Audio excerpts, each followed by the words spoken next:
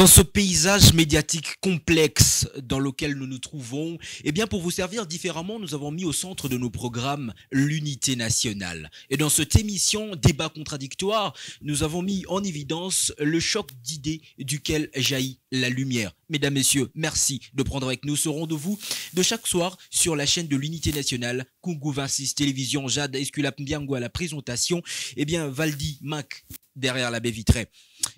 Et pour aujourd'hui, la thématique est celle-ci, élection du 20 décembre. Avec l'appui logistique de la MONUSCO, est-ce que la CENI assure toujours? C'est cette grande question à laquelle nos deux invités répondront simultanément dans ce jeu républicain que nous appelons le débat contradictoire.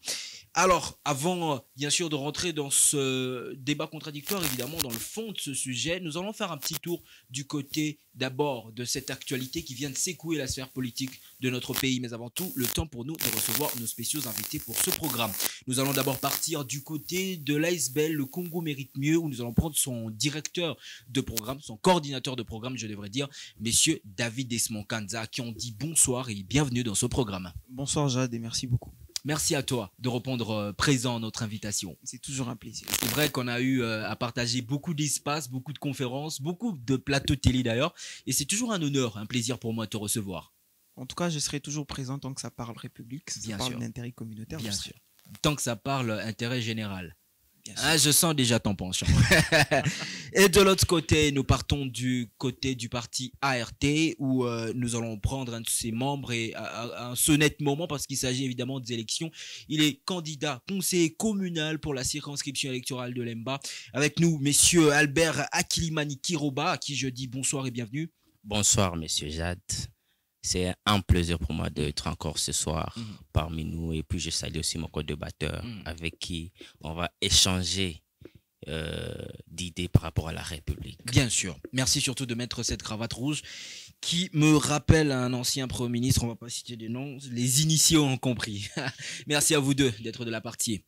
Alors, commençons avec cette nouvelle. Je viens de le dire. Il s'agit évidemment de l'ex-président de la Commission électorale nationale indépendante CENI de la République démocratique du Congo, Corneille Nangaa, actuellement leader et président national du parti Action pour la dignité du Congo et de son peuple, ADCP en sigle, qui a officiellement lancé ce vendredi, le vendredi 15 décembre dernier, une nouvelle coalition baptisée Alliance Fleuve Congo. Depuis Nairobi au Kenya, Corneille Nangaa a tenu une conférence de presse où il a révélé que cette alliance anti-Félix Tshisekedi rassemble divers groupes dont le M23.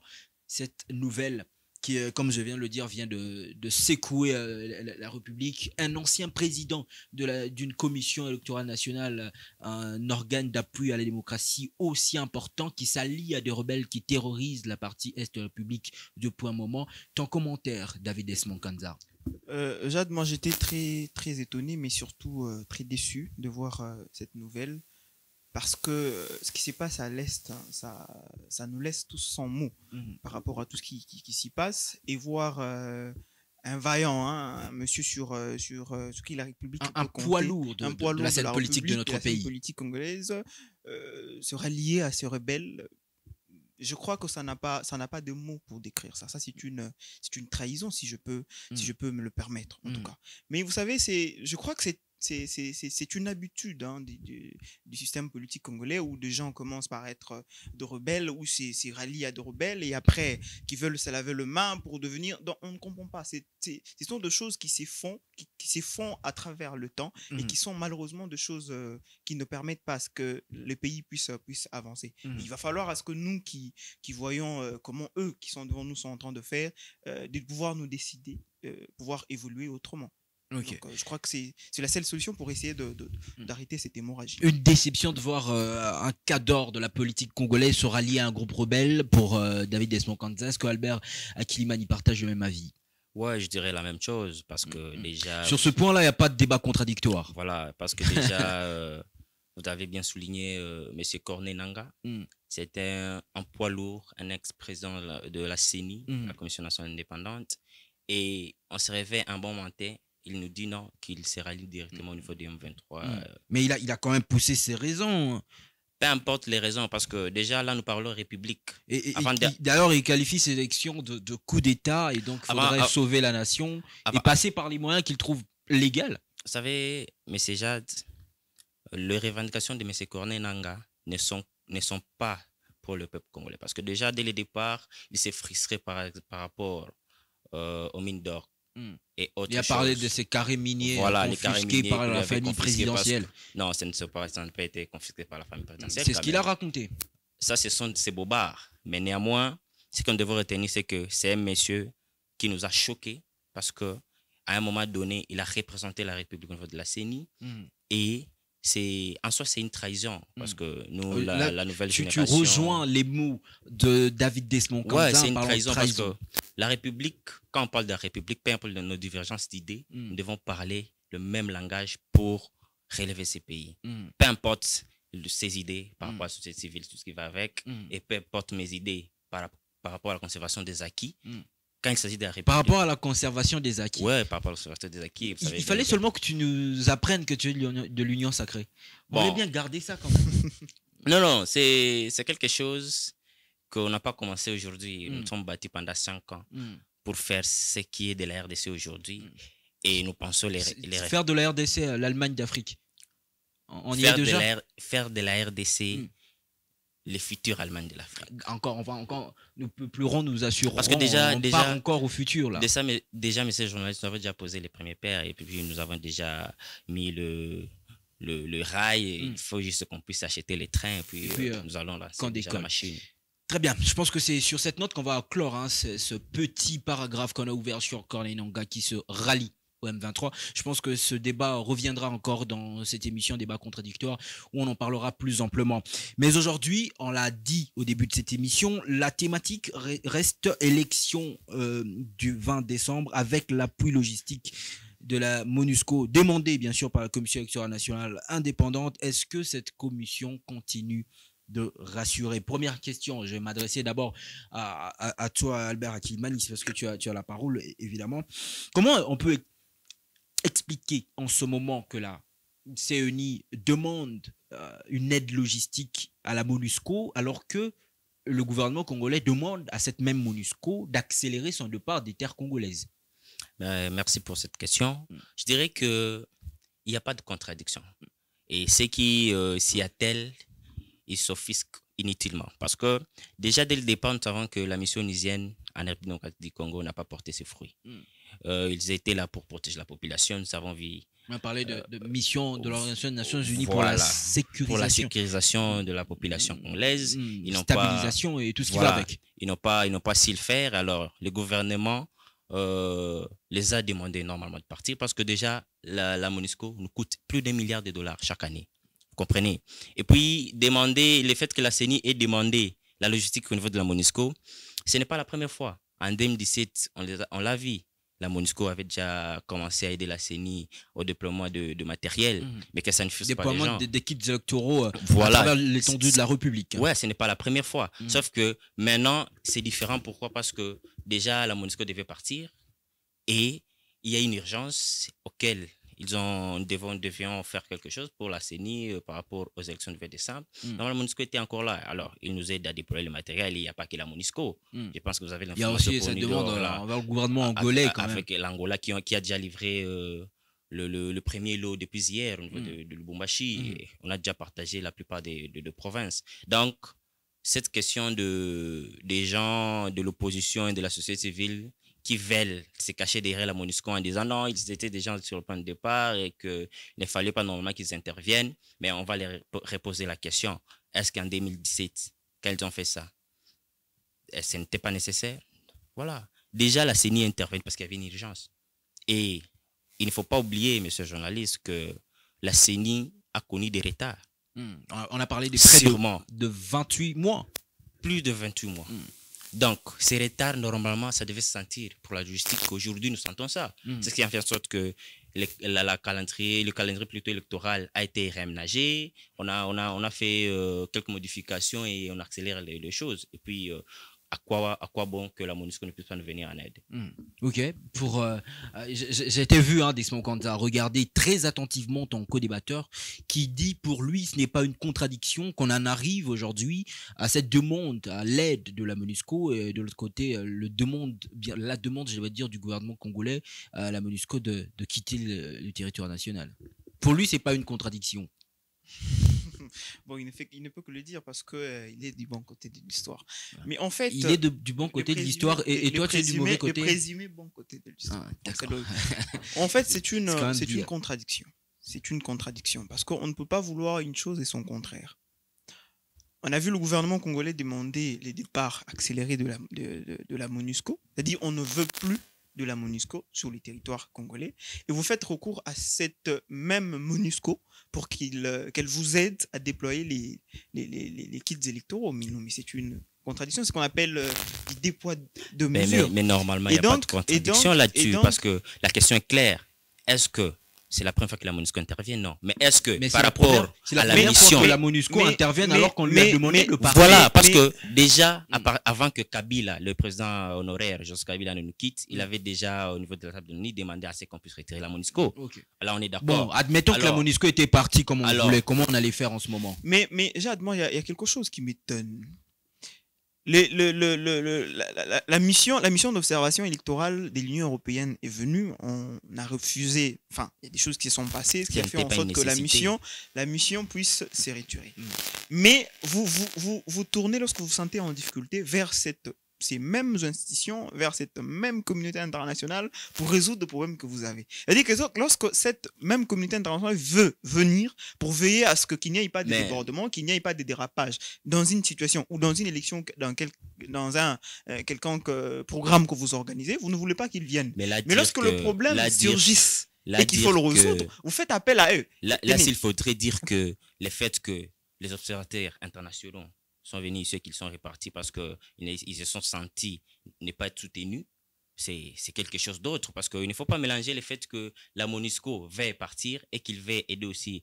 Il y a une demande qui a été faite par la CENI pour qu'on puisse déployer le matériel. Et le fait que les observateurs internationaux sont venus, ils n'ont pas trouvé compte par rapport à l'ère des Cher Albert, lorsque dans la vie, on veut se débarrasser des autres, lorsque vous voulez vous débarrasser d'une personne, il faut que vous puissiez vous rassurer que vous n'aurez jamais besoin de cette personne-là. Parce qu'on ne peut pas trouver ça concevable que moi qui je suis là, je n'ai plus besoin de quelqu'un et que je veuille que cette personne puisse partir, mais que je fasse recours à cette même personne pour que cette même personne puisse venir. C'est inconcevable. C'est que veut dire que il aurait fallu qu'on fasse les choses comme c'était le cas en 2018. Vous savez que les élections en 2018 étaient financées entièrement par le gouvernement congolais. Et les circonstances sur le départ de la MONUSCO n'étaient pas les mêmes qu'aujourd'hui. Vous voyez? Et donc, la MONUSCO devait, selon le gouvernement congolais, la MONUSCO devait déjà commencer son retrait. Mais malheureusement, ce qui n'est pas encore fait. Et cette même MONUSCO que vous voulez bouter dehors, vous voulez encore que cette même MONUSCO puisse venir pour vous aider à déployer les kits électoraux pour espérer organiser des élections dans le délai. C'est une contradiction. Vous savez, monsieur Desmond, là, vous essayez un peu de nous amener...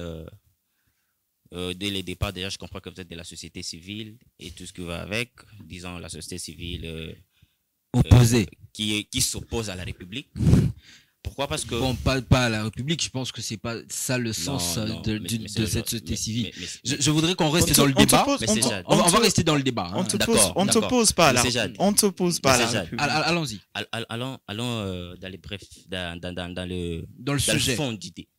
Parce que déjà, parce que je vis mon débatteur, M. Desmond, me dire que non, du fait que les observateurs sont venus et qu'ils sont répartis, et que nous avons demandé, le gouvernement a demandé à la MONUSCO de libérer déjà l'espace congolais, ça fait déjà un moment. Donc, ça veut dire que la MONUSCO déjà est sortie de la République démocratique du Congo au moins à 50-60%, et qu'après, qu'on leur demande si il ne faudrait pas qu'ils puissent nous aider au déploiement de matériel.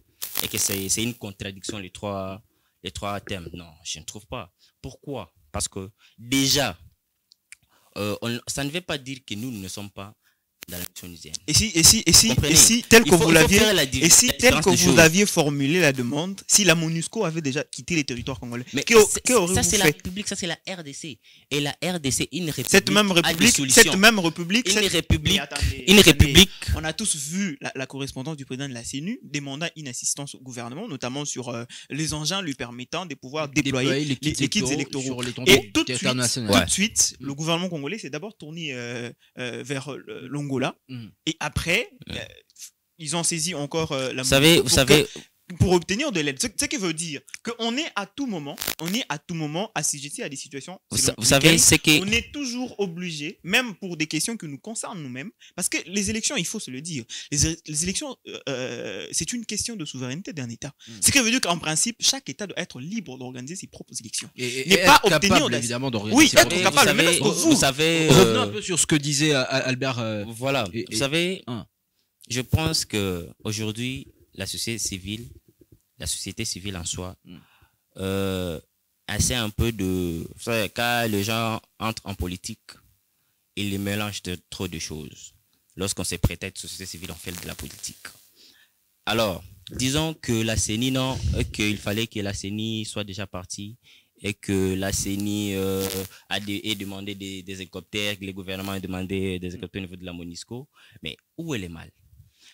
Aussi longtemps que on est en train, le débat en ce moment se situe au niveau du sens contradictoire même de cette démarche de la CENI qui contredit la volonté du gouvernement. Messieurs les journalistes, déjà les gouvernements avaient demandé à la CENI, bien sûr, à la MONUSCO de partir, ça fait déjà un moment, et que la MONUSCO est en train de partir. Vous comprenez? Mais en même temps, les demandes que la CENI a fait au gouvernement concernant les hélicoptères, avions et autre chose pour le déploiement de matériel électoral, c'est une urgence. Et en cas d'urgence, on peut recourir à quelqu'un que l'on veut bouter dehors. Non, on ne doute pas. Monsieur Albert, je crois que vous reconnaissez une chose, que nous sommes quand même dans une situation de dépendance. Donc, ce qui veut dire qu'on n'est pas capable, on n'est pas en mesure d'être capable de nous organiser. Mais à un certain moment, vous savez, Albert a parlé aussi, bien sûr, de ce retard quant à l'organisation de ces élections. On est d'accord qu'on a on a consommé un retard de près de 28 mois. Parfait. C'est dans ces conditions-là que la CENI se retrouvait un peu obligée de pouvoir demander. Moi, je suis bien d'accord qu'on parle de ces retards-là. Et la faute au retard et tout ça. Oui, mais ces retards a été occasionné. La faute à qui? À qui revient la faute? Au gouvernement. Mais quand on parle de gouvernement, on voit que nous savons tous comment est-ce que la désignation du bureau de la CENI, c'est pas le ça a pris beaucoup de temps. Voilà. Énormément de temps. D'ailleurs, s'il faudrait parler de ça, du retard qui s'est énoncé. Le seul coupable ne serait pas le gouvernement seul. Hein, voilà. On parlera à la société civile, les églises, les confessions religieuses. Mais au final, pour que la situation soit décantée, qui devait agir pour que la situation soit décantée? On a agi en conséquence. Voilà, sans le gouvernement, jusqu'aujourd'hui, on parlait de l'assignation du président. Mais comprenez, la société civile a sa part de responsabilité. Les églises catholiques et les partis politiques, je suis bien d'accord parce que je me souviens qu'à l'époque de la désignation de monsieur Kadima comme président de la CENU, mais plusieurs voix se sont levées pour dire qu'il n'était pas à même être en mesure. Rapproche ton micro. Il y a plusieurs camps de partis politiques, notamment, qui n'étaient pas d'accord avec la candidature du fait qu'on ait validé M. Kadima comme président de la CENI. Mais tant que le gouvernement l'avait décidé, tant que les autorités de la République avaient décidé que ça serait M. Kadima qui serait président de la CENI, eh bien, on en est parti jusqu'au-là. On a commencé et puis les trains ont commencé à marcher. Donc, ce qui veut dire que le retard, si le retard était occasionné, mais que l'on s'est foutu complètement de tout ce que les gens nécessaient de dénoncer pour dire qu'il n'était pas compétent, il n'était pas en mesure de pouvoir diriger la CENI et qu'on est passé outre. On continue la procédure. Ce qui veut dire que le retard qu'on a occasionné jusqu'à présent... Je pense qu'on est d'accord que la compétence est d'abord d'attribution. Déjà, du fait que le président de la CENI a été intérimé en tant que président de la CENI, ça veut dire qu'il est compétent. Vous comprenez?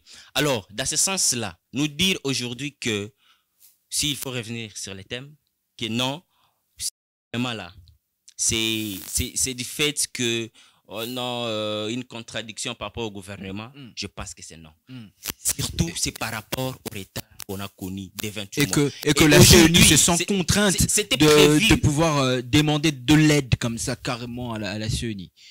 Mais oui, c'est ce que j'ai dit. J'ai répété ça à plusieurs reprises. Okay. Ce n'est pas la première fois. Mais sauf que j'ajouter quand même quelque chose. Il peut finir sa phrase, elle est importante. S'il te plaît. On va revenir rapidement. Sauf que ce n'est pas la première fois, mais dans ces conditions où nous sommes, c'est une urgence. D'accord. Une urgence qui était causée par le retard, par les retards dont la société civile a fait partie, les partis politiques et tout le monde. Hein. Et l'Église, donc ça a été occasionné presque par tout le par monde. toute la classe politique. Voilà. Évidemment, les conséquences, on est toujours obligé la d'appeler.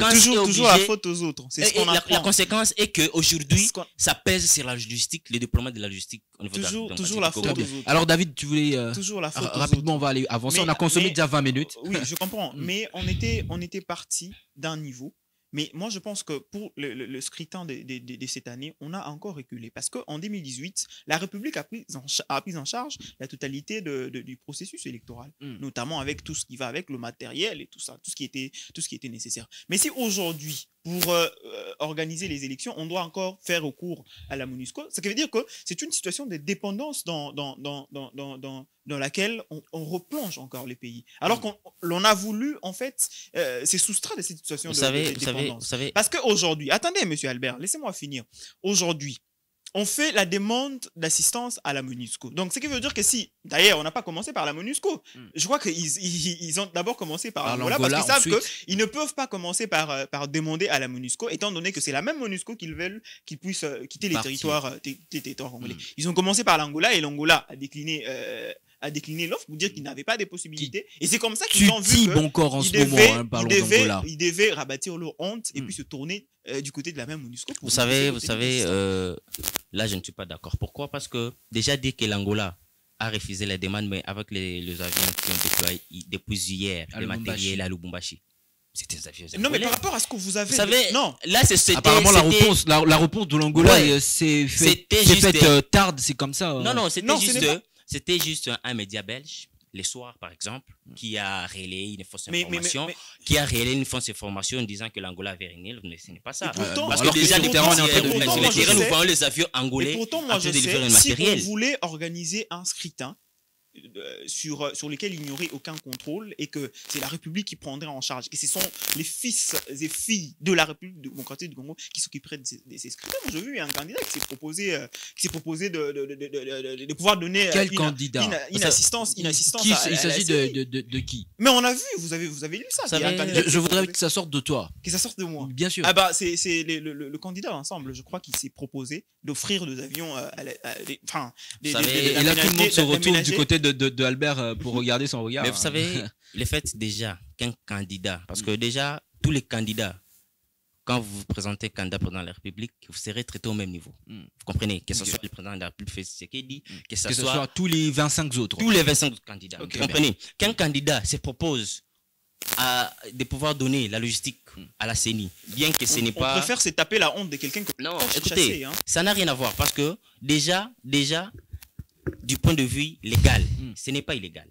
Et ce n'est pas illégal plutôt.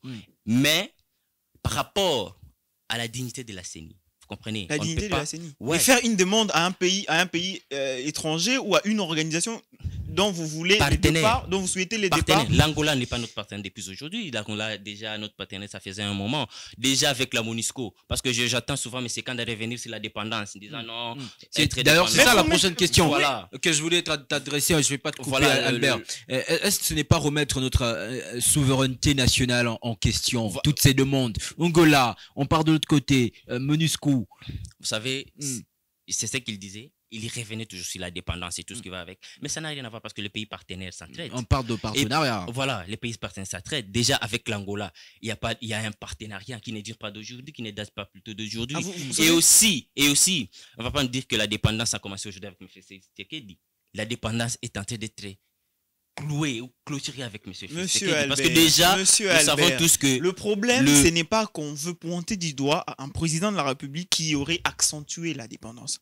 Mais sauf que nous, c'est que moi, j'essaie de dire que on a pris une direction de se soustraire de cette dépendance, notamment à travers l'organisation des élections de 2018 qui ont été entièrement financées par la gouvernement congolais. Et ce qu'on aurait voulu, c'est que l'on continue sur cette ligne droite. Ça veut dire que la République démocratique du Congo puisse prendre en charge l'entièreté du processus électoral, mais continuer à faire des demandes. Parce que ce qui frise aujourd'hui, ce n'est pas d'abord la demande qu'on a formulée à l'Angola, mais c'est la demande qu'on a formulée à la MONUSCO. Parce que comment voulez-vous qu'une organisation je vous attends toujours revenir en disant non par rapport... Bon, bien sûr qu'on doit se référer aux élections de 2018, mais les élections de 2018 ne sont pas dans le même contexte que les élections d'aujourd'hui. Et quels sont les contextes qui ont changé? Parce que déjà, l'élection de 2018, il n'y avait pas, en 2022, à partir déjà de 2019 ou 2021, avec les crises économiques, les crises monétaires mondiales, le Covid-19,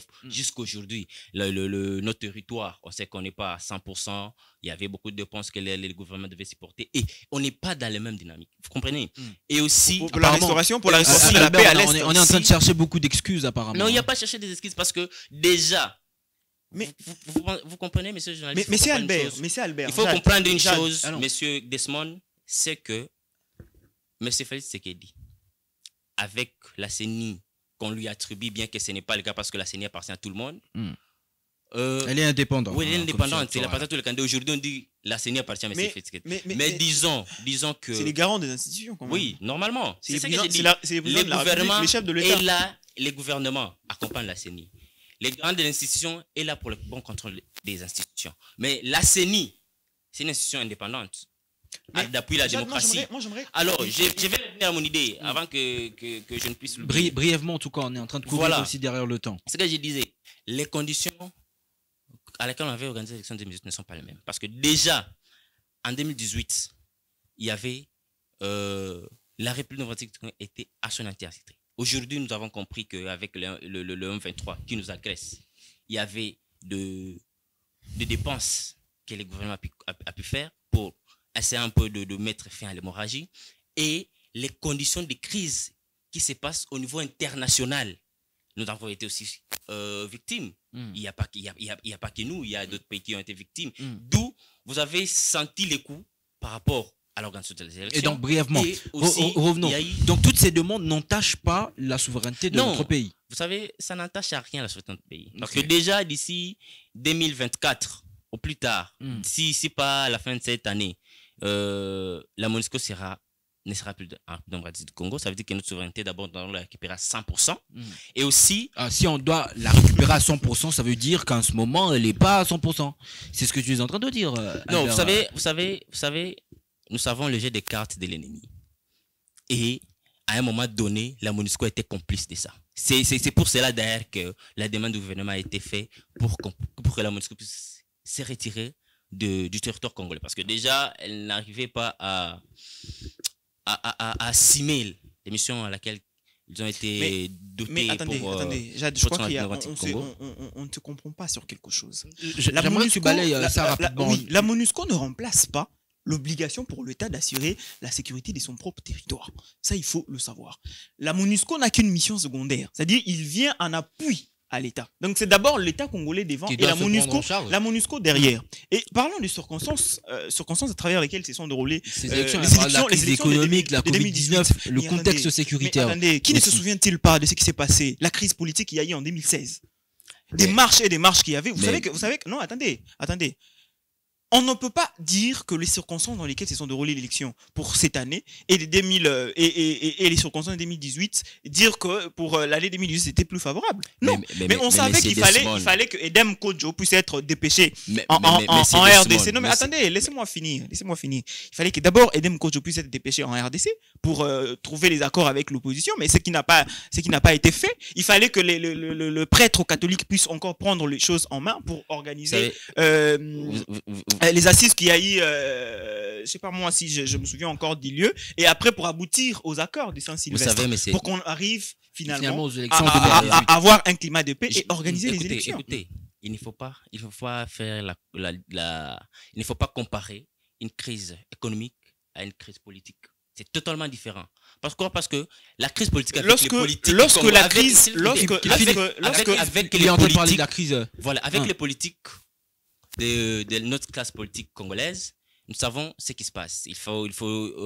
Mais aujourd'hui, en 2023, quand on parle de la crise économique, déjà, ça touche les fonds. Comprenez? Mhm. Là, on ne parle Mais- pas de l'inclusivité ou de la clarté des élections. Vous comprenez? Mhm. On parle par rapport au déploiement des matériels Mhm. électoraux Mhm. et au respect du calendrier qui doit être respecté d'ici le 20 décembre. Mhm. Là, ça n'a rien à voir avec la crise politique qu'on a connue en 2016. mais la etc. crise Mais aujourd'hui, nous économique avons la crise économique. La Et crise économique, tout le pays du monde connaissent les crises économiques. Et c'est d'ailleurs, attendez, c'est d'ailleurs comme ça qu'on arrive, c'est les baromètres pour essayer de mesurer la capacité d'un gouvernement à venir à bout des différents problèmes sociaux que rencontrent les citoyens de son État. Et lorsque vous n'arrivez pas, par exemple, à vous organiser, à venir à bout de cette crise économique, mais la conséquence serait laquelle, selon vous? On se retrouverait dans la situation Mais où on se vous- retrouve aujourd'hui. Mais vous ne pouvez pas dire que si les élections ne peuvent pas être entièrement financées par la République, où il faudrait faire recours à une institution internationale qu'on ne voudrait plus, dont on ne voudrait plus la présence en République démocratique du Congo, puisse encore nous assister à travers les déploiements électoraux. Très bien, je pense En que tout cas, ce- ceci de vous soi. savez, Ceci vous de savez, soi. Pour vous toi, serez Desmond, d'accord, vous serez on a d'accord. compris ta réponse, Albert. Pour toi, Desmond, c'est entaché à la souveraineté de notre pays. 2 secondes pour la réponse. Je crois que oui. D'accord. Je crois que oui. Avançons. Une autre question, on va revenir essentiellement sur tout ça. Quelles conséquences toutes ces demandes, Angola à gauche, MONUSCO à droite, quelles sont les conséquences que l'on peut subir de tout ça quant à l'organisation évidemment de ces élections, parce que c'est de ça qu'il s'agit. Vous savez, On va commencer avec toi, Albert Akilimani. vous savez, moi, je pense que la seule conséquence qui peut résulter de ça, c'est qu'on ne puisse pas, et que l'acheminement de matériel dans les différentes provinces ne puisse pas se faire à temps et qu'il y ait possibilité de repousser. Mais De ce qui repousser n'est- quoi? Il faut le dire. de repousser les élections. Ce Ok. qui n'est pas encore le cas. Mm. Parce que jusqu'ailleurs, on sait déjà que le président de la CENI insiste et persiste Ouais. que les élections vont se passer le D'accord. 20 D'ailleurs, décembre. nous allons finir de cette cette émission année. avec la note de ce communiqué de presse de la Commission électorale nationale indépendante. Là, tu parles de conséquences négatives, évidemment. Si on n'arrivait pas à déployer... Voilà, un- le matériel. Parce Mais- qu'il non, faut se par- souligner. Il faut la se question souligner. reste d'abord sur les demandes. Est-ce que ça va un peu discrédibiliser ce processus électoral? Non, non, pas du tout. Ça n'a Ok. rien à voir parce que déjà, les demandes, est-ce que le fait que la CENI, puisse, la MONUSCO plutôt, puisse nous aider la CENI au déploiement de matériel électoral et que c'est le gouvernement qui est au four et moulin avec la CENI pour qu'il y ait des élections inclusives, claires et nettes. Non, ça n'a rien à voir. Y a- C'est juste du mélo. Ça va pas Ce jeter sont- du discrédit sur le Voilà, il processus. n'y a pas hein. de discrédit à ça. D'accord. C'est juste une façon de demander à ce que... Et d'ailleurs, les gens de la société civile s'embrouillent souvent. Pourquoi? Parce que la demande que le gouvernement a fait à la MONUSCO, ça n'a rien à voir avec le contrôle des élections. Vous comprenez? C'est juste l'acheminement de Pour matériel. déployer C'est la le matériel, logistique. Vous simplement. comprenez? Mm. Simplement la logistique. Vous comprenez? La logistique, c'est juste de nous aider à déployer le matériel dans des coins reculés. Nous savons Le matériel de la CENU pour organiser les élections. Donc, ce qui Mais bien sûr. veut dire que si la MONUSCO est incapable de vous aider, de vous assister à travers ces déploiements-là, vous avez un problème. C'est ce que j'ai dit. C'est un D'ailleurs, problème. Là sera la dernière question, évidemment. Pour toi, aucun discrédit, Il y a- aucune conséquence sur le processus. Il n'y a pas de discrédit Ok. sur le processus électoral aussi longtemps que la CENI ne se charge, et la MONUSCO plutôt, ne se charge que du déploiement de matériel. David Esmokanta, quelles conséquences selon Euh, toi toutes je ces vais demandes? je vais quand Je même- le redis en tout cas, hein, Je vais on quand a même- demandé d'abord je à vais quand l'Angola, même- ensuite je vais à quand la même- MONUSCO. Je vais quand même revenir à quelque chose qu'il a essayé de souligner vers la fin. Il dit que la MONUSCO, si jamais répondait favorablement à cette demande, n'y va aider, A va aider déjà la répondu CENI, favorablement. n'aide la CENI que à travers le déploiement de matériel qui pourront être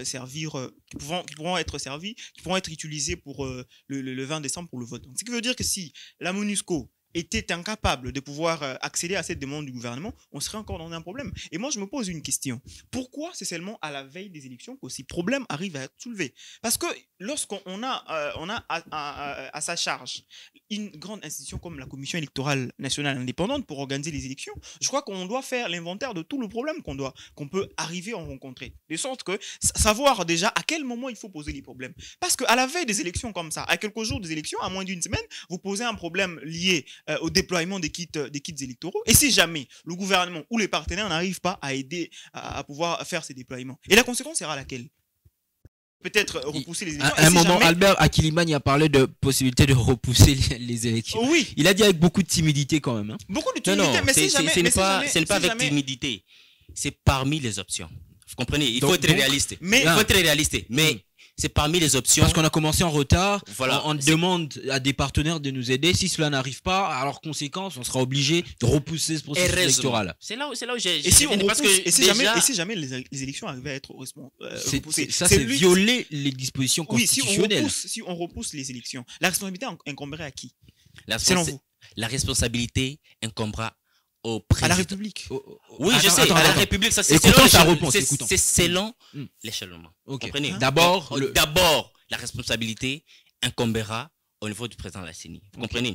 Mais on n'est pas encore... C'est ce que je ne sais pas avec les mais c'est gens. Une possibilité. C'est ce que je ne comprends pas. Nous sommes en train de réfléchir, c'est une possibilité. possibilité. Avec les gens de la société civile, c'est que... Je ne suis pas de la société civile. Bon, voilà. C'est que je ne comprends pas. Je ne suis pas de la société civile. Et d'aucun parti politique. Écoutez, au début de cette émission, on a parlé d'une question d'actualité. Corneille Nangaa, qui était l'ancien président de la CENI, s'est rallié au M23. Mais on a condamné d'un même langage cet événement.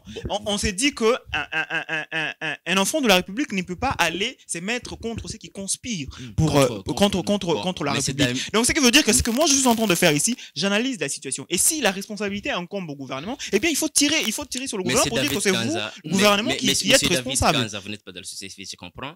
Vous êtes dans un parti de l'opposition qui ne dit pas son nom. Je ne suis membre d'aucun parti politique. Déjà, on va dire un analyste politique simplement. J'analyse les situations et je crois que je suis du côté de la République. Voilà. Eux, ils disent qu'est-ce que j'ai dit du bon côté de l'histoire. Que tu es de l'opposition.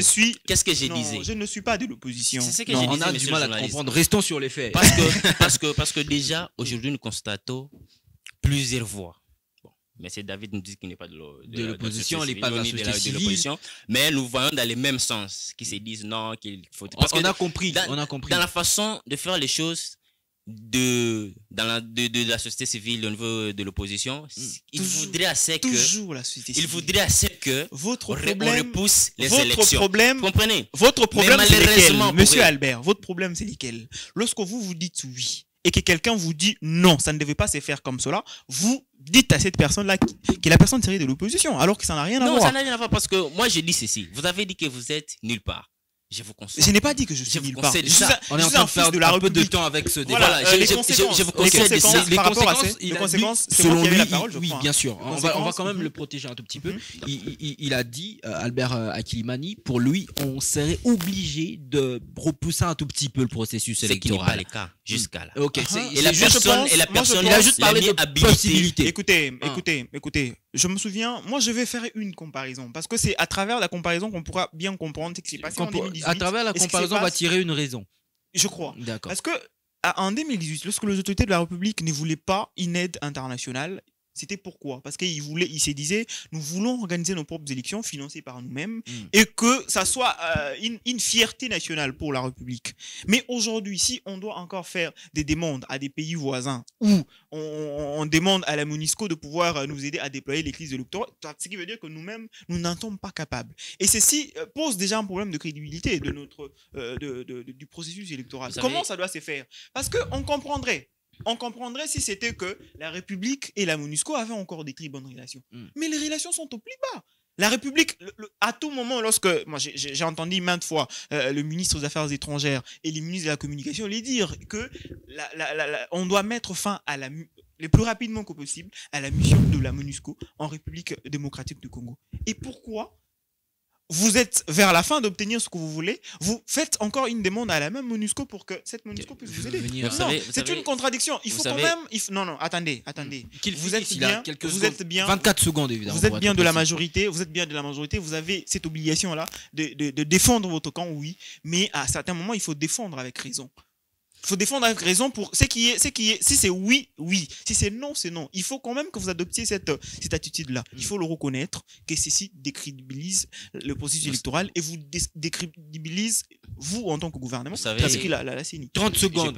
30 secondes rapidement. On va avoir une autre question à avancer. Dire que, moi je reviens toujours là, en disant ceci, dire que le fait que la MONUSCO nous aide au déploiement de matériel ne crédibilise à rien le processus électoral. Parce que déjà, ce que les gens nulle part s'attendent, c'est à ce que aujourd'hui, qu'il n'y ait pas élection le 20 décembre, pour se donner une raison. Ça n'a rien à voir. De dire que non, on vous a laissé la charge et que ça ne vous n'avez pas pu. Voilà. Mais ce qui leur frustre, c'est quoi? C'est le fait que ils s'attendaient à ce qu'il y ait ces accords politiques comme on l'a vu à 2016. Le partage de gâteaux. Le partage des gâteaux. Qui s'attendait à cela? Et qu'aujourd'hui, moi je ne parle pas de vous, mais c'est pas quand ça. Oui, mais disons la classe politique de l'opposition okay. Et aussi les demandes de la société, parce qu'on ne peut pas ignorer l'opposition. Mais les membres de l'opposition l'Église catholique et la société civile parlent le même langage.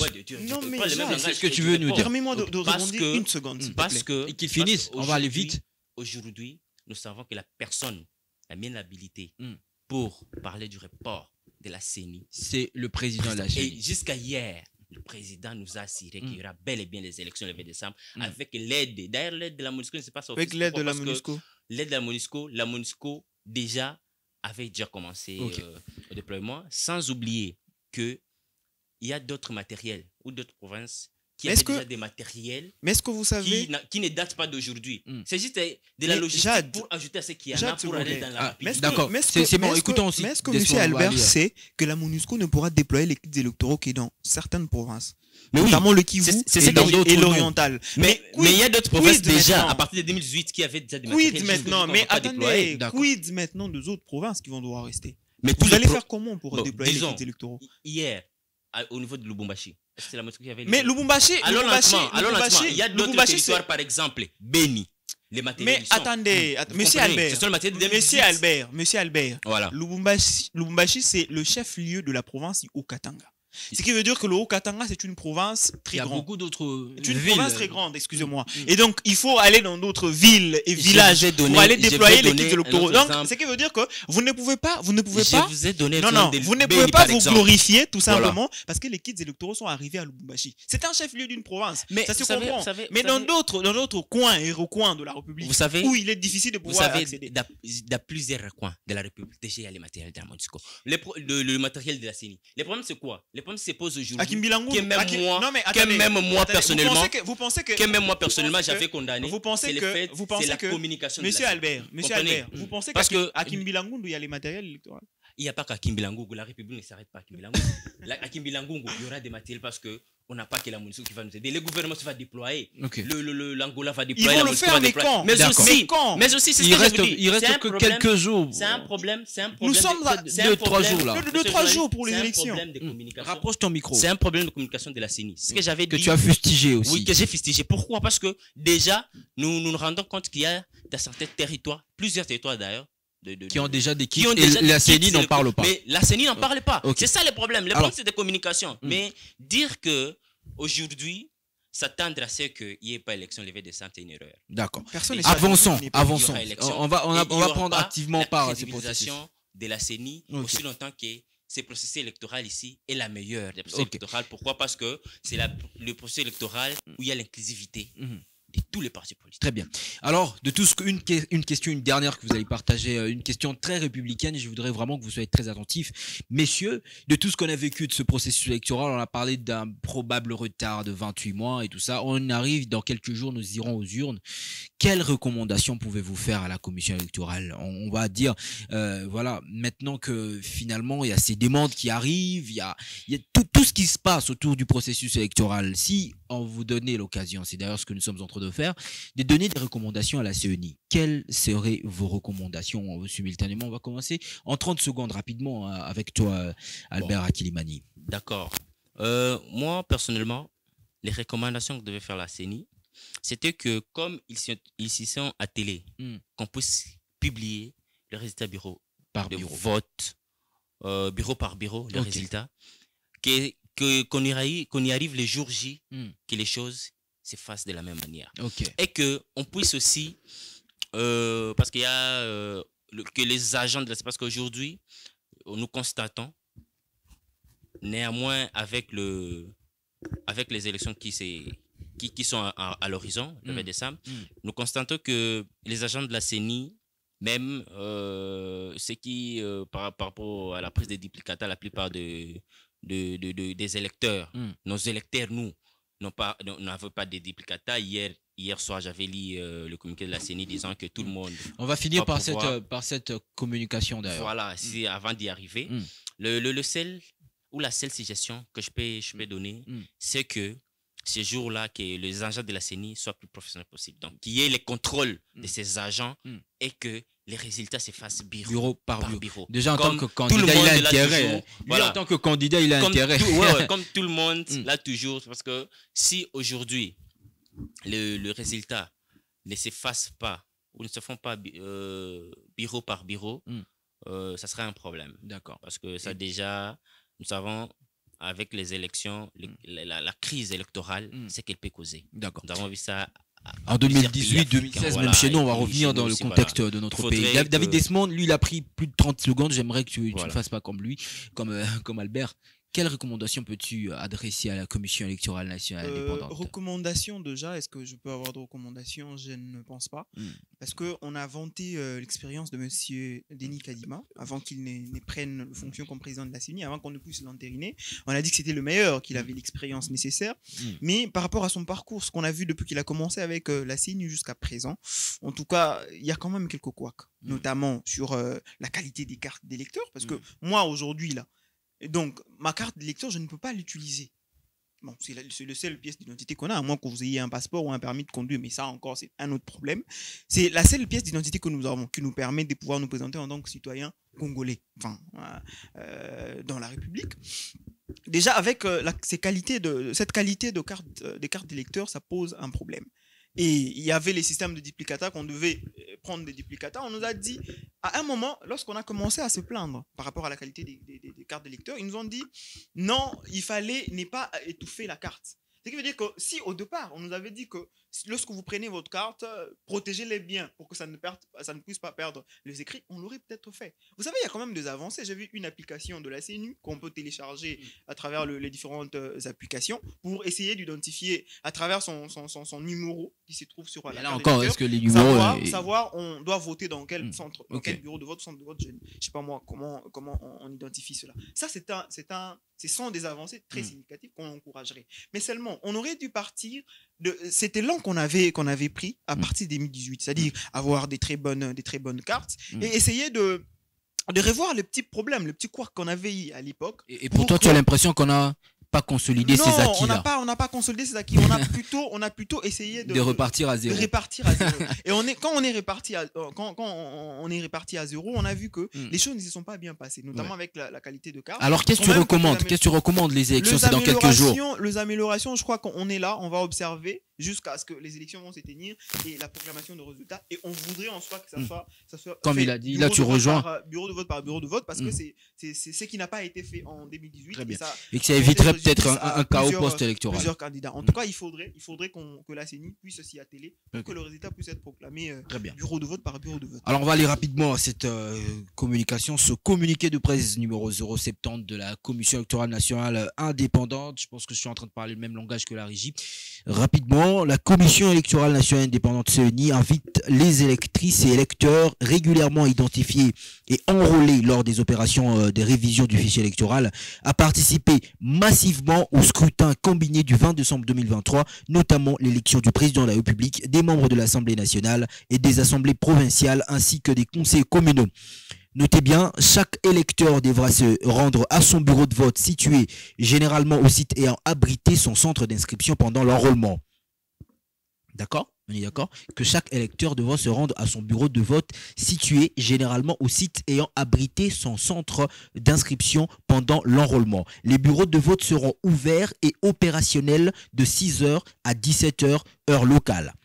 Dans le souci de promouvoir l'inclusivité du processus électoral et de permettre aux Congolaises et Congolais d'exercer leur droit de vote, les électeurs régulièrement inscrits et ceux dont les cartes sont devenues illisibles, ainsi que ceux ayant perdu la carte d'électeur, faute d'avoir obtenu un duplicata, doivent se rendre au site de vote situé à l'emplacement de leur centre d'inscription les jours du scrutin, le mercredi 20 décembre 2023, car ils seront pris en charge, selon le cas, par le personnel de la CENI.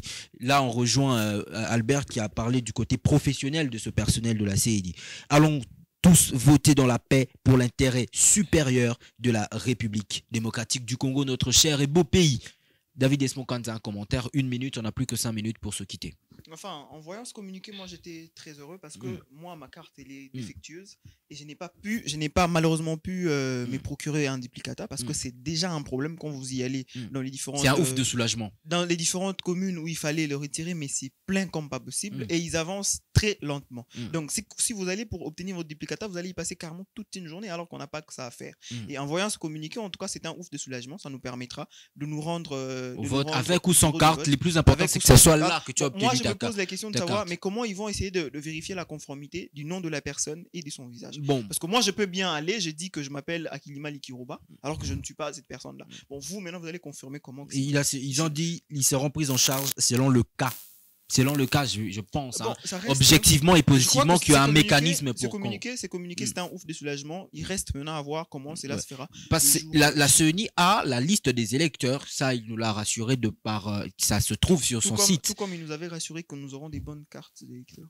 Il faut le dire. On a vu la suite. Il faut le dire à Albert. Qu'il n'y ait pas de désordre ce jour-là et que ça puisse se passer comme ils l'ont dit eux-mêmes. Très bien. Dans le communiqué, ça sera pour la gloire de la République. Albert Akilmani. Bon, voilà, personnellement, moi, 1 minute, s'il te plaît. C'est une très bonne nouvelle, surtout parce que je suis candidat.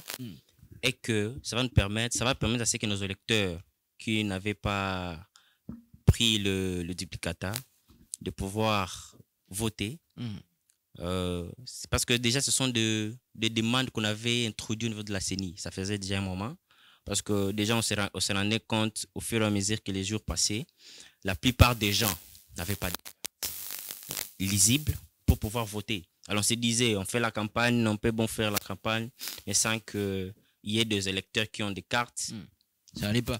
Tu avais même peur. Voilà, c'était quelque chose qui nous faisait très peur. Maintenant, tu es rassuré. Mais aujourd'hui, la CENI fait de son mieux. Nous pouvons tout dire, parce que moi, je ne donne pas la CENI. Vous comprenez? Ça, il fallait le dire parce qu'on a l'impression que tu es un agent de communication de la CENI. Vous savez, je ne donne pas la CENI. On sait tous que la CENI a ses couacs. On sait que ce processus a connu beaucoup de problèmes. Mais néanmoins, dire que la CENI ne s'y attelle pas pour faire des bonnes élections, ça serait quand même de la mauvaise foi. Très bien. Merci beaucoup, messieurs, dames, de nous avoir suivis. Nous sommes arrivés pratiquement à la fin de cette émission. Il nous reste plus que 5 minutes et nous n'allons pas abroger à notre coutume de chaque soir dans ce débat contradictoire. On va faire le retour dans tout ce qui a été dit au courant de cette émission. Je vais commencer par David ou par Albert. Bon, commençons avec Albert. Il est plus élégant. Bon, pourquoi je dis ça? Parce que un peu intimidé par sa cravate rouge. Non, David aussi est très élégant.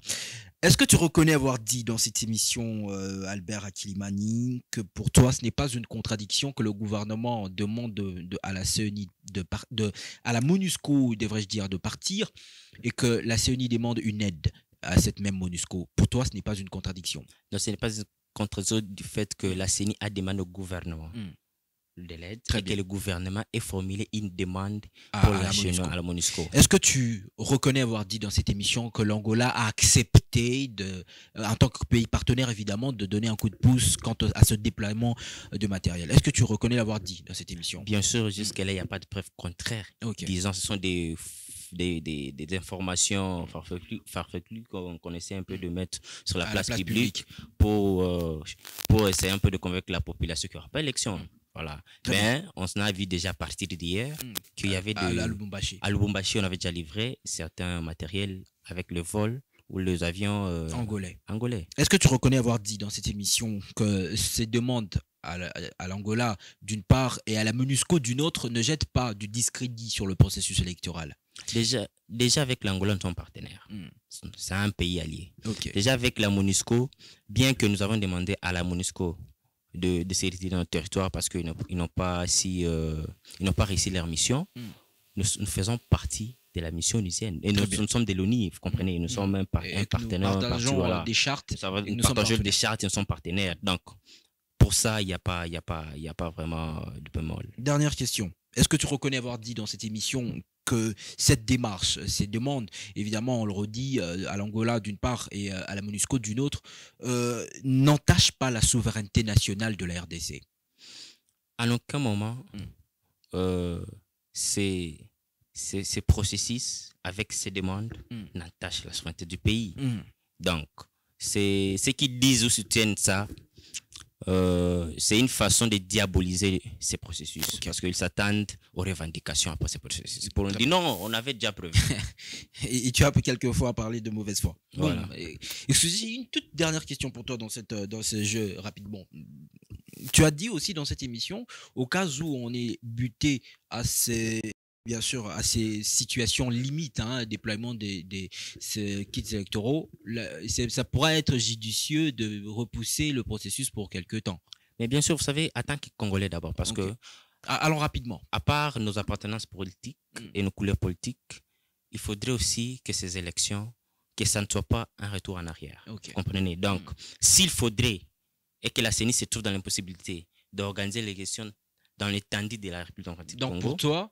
Pour moi, c'est une recommandation. Je dis non, repoussons un peu. Voilà. Mais ce qui est sûr, et par rapport aux déclarations du président de la CENI, c'est la personne la mieux indiquée pour nous communiquer les reports ou pas.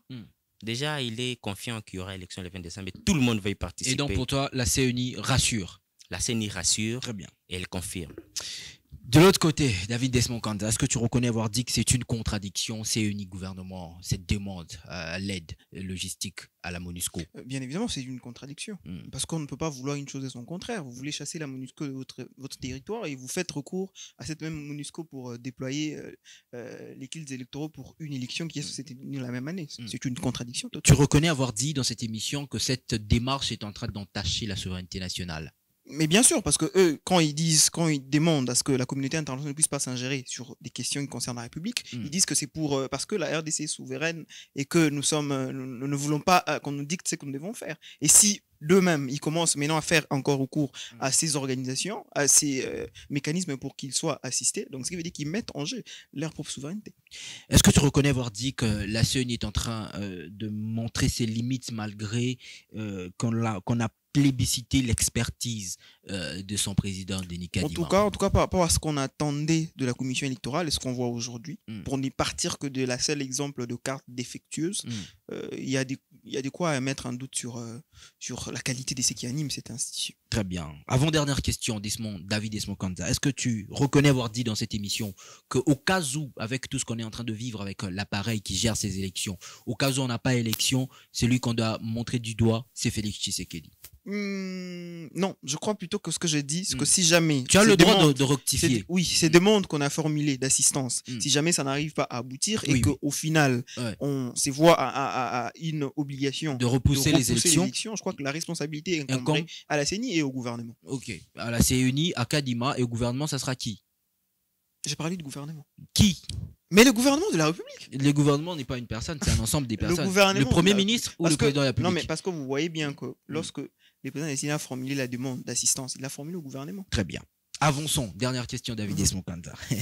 Est-ce que tu reconnais avoir dit dans cette émission, évidemment parlant de recommandations, qui sera obligatoire? C'est mon mot, mais tu as, comme je viens de le dire, tu as le droit de rectifier.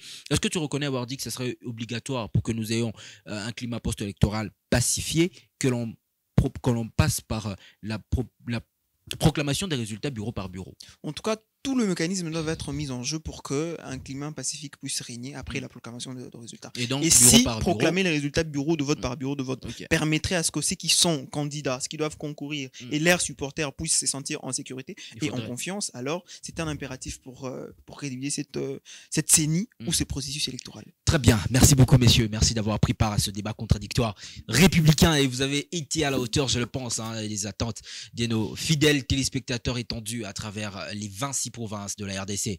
En regardant ton co-débatteur, qu'est-ce que tu as trouvé des positifs chez lui? Vraiment, en le regardant, en étant très positif. En étant très positif. Ouais, qu'est-ce que tu as trouvé de bon chez lui? Je crois que c'est un jeune qui réfléchit mieux.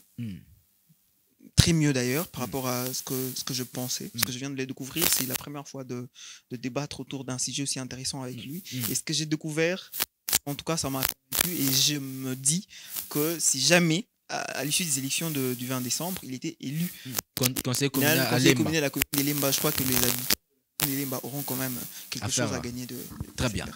Quand tu regardes ton co-débatteur, David Desmond Kanza, qu'est-ce que tu as trouvé de bon, de positif tout au long de ces échanges?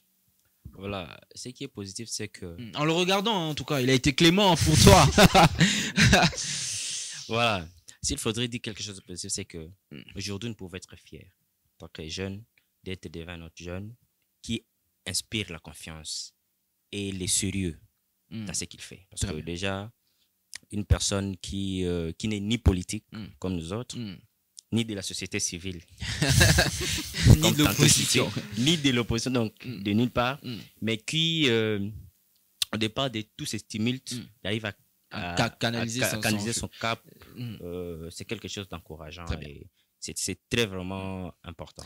Merci beaucoup d'avoir pris part à cette émission. On avait de l'autre côté Albert Akilimani, candidat conseiller communal et membre du parti ART, et de l'autre David Desmond Kanza, président coordinateur national pour l'ASBL au Congo mérite mieux. Merci d'avoir été des nôtres aujourd'hui. Merci surtout à vous, chers téléspectateurs. Vous nous avez suivis aussi, on le pense, au-delà des frontières nationales. Ceux qui nous suivent en Angola, nos compatriotes qui sont là-bas, merci de nous faire savoir que vous nous suivez. Ça nous fait chaud au cœur. Et c'est grâce à vos encouragements que nous continuons dans ce travail. C'est comme ça qu'ensemble, nous peuplerons ce sol et nous bâtirons un pays plus beau qu'avant. Restez à l'affût des informations sur votre chaîne et à très bientôt. Au revoir.